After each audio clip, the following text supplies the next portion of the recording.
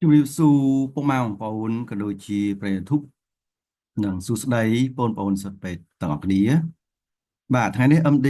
018សូមធ្វើការចែកម្លែកពុកម៉ែបងប្អូនក៏ដូចជាប្រិយមិត្តនិងបងប្អូនសិស្សពេទ្យទាំងអស់គ្នាអំពីប្រធានបទសុខភាពមួយទៀតហើយបាទថ្ងៃនេះយើងលើកឡើងអំពីតកតនការមានកូនបាទអញ្ចឹងតកតនការមានកូនដែរបាទថ្ងៃនេះយើងមានប្រធានបទថ្មីមួយទៀតដើម្បីចែកម្លែកគឺយើងនិយាយអំពីសញ្ញាពពោះកូនស្រី បាទយើងថាតើតើនឹងស្ត្រីដែលគាត់មានកូនគាត់តែងតែចង់ដឹងថាគាត់ពពោះកូនប្រុសឬកូនស្រីបាទអញ្ចឹងថ្ងៃនេះយើងលើកឡើងពីប្រធានបទតែម្ដងតើតើនឹងសញ្ញាពពោះកូនស្រីបាទយើងចង់ដឹងថាតើសញ្ញាពពោះកូនស្រីនឹងមានសញ្ញាអ្វីខ្លះដែលស្ត្រីអាចសម្គាល់បានបាទយើងចង់ដឹងតើអ្នកសូមស្ដាប់ការបកស្រាយរបស់ខ្ញុំបាទជាបន្តបន្ទាប់ដូចតទៅបាទអញ្ចឹងមេត្តាក្នុងថ្ងៃនេះយើងឃើញមានពីរចំណុចសំខាន់ទី1គឺសេចក្ដីដើមទី2គឺសញ្ញាពពោះកូនស្រី បាទយើងចង់ដឹងថាតើសញ្ញាពពុះកូនស្រីនឹងមានសញ្ញាអ្វីខ្លះបាទយើងចង់ដឹងតើអ្នកសូមស្ដាប់ការបកស្រាយជាបន្តទៅទៀតបាទអញ្ចឹងយើងមើលស្អីផ្ដើមអេកូផ្ទៃពោះអាចបង្ហាញថាអ្នកមានផ្ទៃពោះកំពុងមានកូនស្រីឬអត់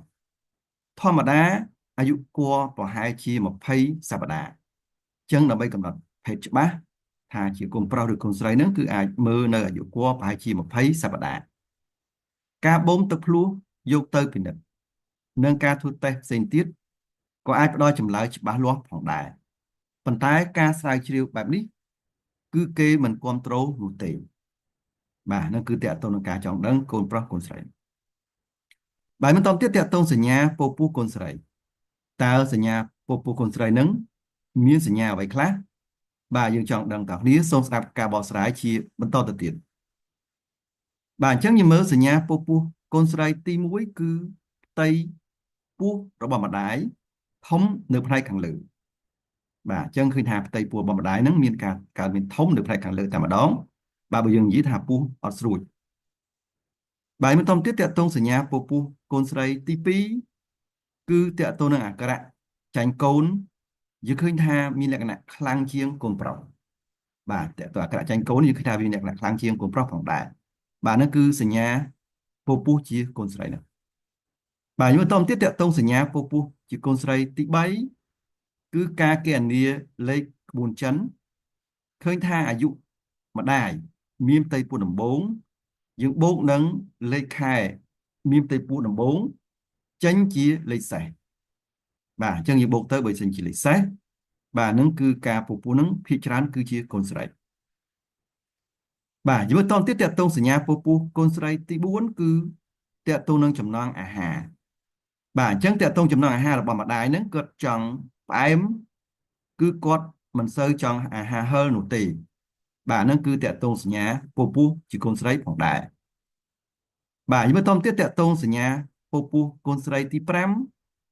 បាទគឺតកតងនឹងច្រវាក់បេះដូងកូនបាទយើងឃើញថាតាមអេកូគឺរាងញាប់ជាងកូនប្រុសផងដែរបាទហ្នឹងគឺតកតងនឹងសញ្ញាពពុះកូនស្រីផងដែរបាទបន្តទៀតតកតងសញ្ញាពពុះកូនស្រីទី6គឺតកតងនឹងបញ្ហាស្បែកម្ដាយបាទអញ្ចឹងតកតងបញ្ហាស្បែកម្ដាយហ្នឹងគឺគាត់ឡើងមុនឬក៏ស្បែកឡើងជាតិខ្លាញ់ច្រើន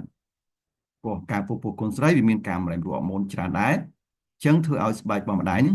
ឡើងមុនជាពិសេសគឺមុនខ្នងឬក៏មុនលើមុខតែម្ដងហើយស្បែកឡើងជាតិខ្លាញ់ច្រើនផងដែរបាទយើងមើលជាបន្តទៀតតកតងសញ្ញាពពុះជាកូនស្រីទី7គឺបញ្ហាអារម្មណ៍បញ្ហាអារម្មណ៍របស់ម្ដាយឃើញថាមានការកើនឡើងនៃកម្រិតតាំងតឹងចិត្តបាទអញ្ចឹងកម្រិតតាំងតឹងចិត្តហ្នឹងឃើញថាមានការកើនឡើងតកតងនឹងបញ្ហាផ្លូវអារម្មណ៍របស់ម្ដាយហ្នឹងយើងមកជាបន្តទៀតតកតងសញ្ញាពពុះជាកូនស្រីទី8គឺតកតងនឹងរបៀបគេងបាទអញ្ចឹងតកតងរបៀបគេងគឺគាត់ចង់គេងផ្អៀងខាងស្ដាំជាងបាទគាត់ចង់គេងទៅខាងស្ដាំជាងខាងឆ្វេងឬក៏គេងផ្ងាបាទហ្នឹងគឺជាសញ្ញាមួយដែរតកតងនឹងពពុះជាកូនស្រីបាទអញ្ចឹងយើងមើលបន្តទៀតតកតងសញ្ញាពពុះកូនស្រីទី9គឺបញ្ហាសក់ម្ដាយបាទអញ្ចឹងបញ្ហាសក់ម្ដាយឃើញថាវាដុះក្រាស់ជំពាក់មិនរលោងហើយពិបាកសឹក បាទហ្នឹងគឺដោយសារបម្រែបម្រួលអរម៉ូនតកតទៅនឹងស្ត្រីហ្នឹងបាទនិយាយមើលបន្តទៀតតកតទៅនឹងសញ្ញាពពុះកូនស្រីទី10គឺតកតងបញ្ហាសុដនម្ដាយយើងឃើញថាសុដនរបស់ម្ដាយហ្នឹងគឺរីកធំជាងកូនប្រុសជាងការពពុះកូនស្រីឃើញថាសុដនរបស់ម្ដាយរីកធំជាងកូនប្រុសផងដែរបាទហ្នឹងគឺជាការសង្កេតឃើញតកតទៅនឹងការពពុះជាកូនស្រីហ្នឹងបាទយើងមើលតទៀតតកតទៅនឹងសញ្ញាពពុះជាកូនស្រីទី11គឺតកតងលក្ខណៈទឹកនោមម្ដាយបាទអញ្ចឹងលក្ខណៈទឹកនោមម្ដាយយើងឃើញថាទឹកនោមមានពណ៌លឿងខ្ចីបាទទឹកនោមម្ដាយហ្នឹងគឺមានពណ៌លឿងខ្ចីបាទគឺយើងសង្កេតឃើញបាទគឺជាទូទៅអ្នកដែលមានពពុះជាកូនស្រីហ្នឹងបាទយើងមកជាបន្តទៀតតកតទៅនឹងសញ្ញាពពុះជាកូនស្រីទី12បាទគឺតកតទៅនឹងការឡើងគីឡូរបស់ម្ដាយ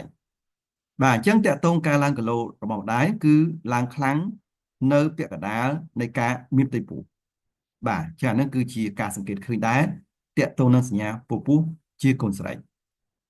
បាទអញ្ចឹងទាំងអស់ហ្នឹងហើយគឺជាសញ្ញាសំខាន់នៃការកត់សម្គាល់ឃើញ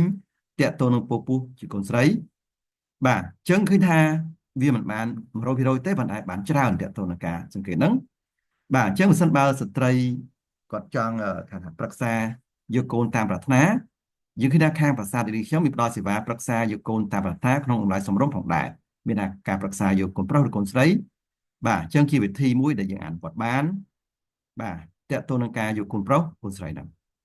បាទអាចប្រឹក្សាសុខភាពតាមលេខ Telegram 3ខ្សែគឺ092 59 3350 088 3132 225ហើយនឹង016 58 57 64ផងដែរហើយបើចង់រកទីតាំងយើងខ្ញុំមានមធ្យោបាយ2គឺអាច scan តាម QR code ឬក៏មើលតាមផែនទីផ្ទាល់បាទអញ្ចឹងបើលោកស្រីក៏មាន iPhone អាចចូលក្នុង App Store ស្វែងរកកម្មវិធី QR code reader ដំឡើងកម្មវិធីនោះមកបាទកម្មវិធីហ្នឹងគឺ scan លើ QR code យើងខ្ញុំគឺ load Google Map ឃើញទីតាំងខ្ញុំហើយ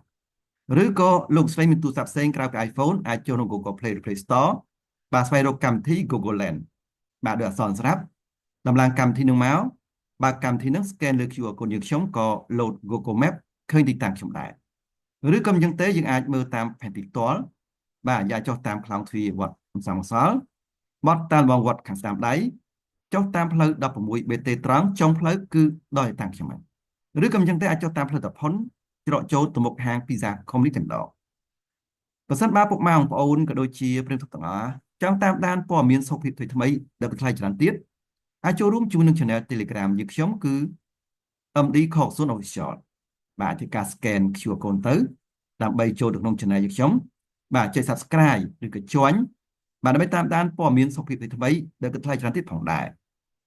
បើសិនបើពុកម៉ែបងប្អូនក៏ដូចជាប្រិយមិត្តទាំងអស់ចង់ទទួលបាននូវវីដេអូអប់រំសុខភាពថ្មីៗបន្ថែមទៀតទាក់ទងនឹងជំងឺរោគស្ត្រីបាទសញ្ញានៃការមានកូនបាទតាក់ទងនឹងវិបត្តិផ្សេងតាក់ទងនឹងជំងឺសូដន់បាទក៏ដូចជាបញ្ហាជំងឺមហារីករោគស្ត្រីនិងការវះចោះផ្នែករោគស្ត្រីផ្សេងបាទអាចចូលទៅក្នុង YouTube Channel បាយពាក្យ MD 018បាទដោយអក្សរស្រាប់ចុច search បាទស្វែងរកទៅពេលហ្នឹងឃើញ logo របស់យើងខ្ញុំហើយចូលក្នុង Channel ចុចពី Subscribe និងរូបកណ្ដឹងបាទចុចពី Subscribe និងរូបកណ្ដឹងគឺសម្រាប់អ្នកថ្មីៗដែលមិនទាន់បាន Subscribe អញ្ចឹងនៅពេលដែលយើងផុសវីដេអូលើកក្រោយនឹងឃើញក្នុងបណ្ដាញ YouTube ជាបន្តបាទជ្រុំ Subscribe អ្នកមួយដើម្បីលើកទឹកចិត្តក្នុងការធ្វើវីដេអូជាបន្តទៀតបាទសូម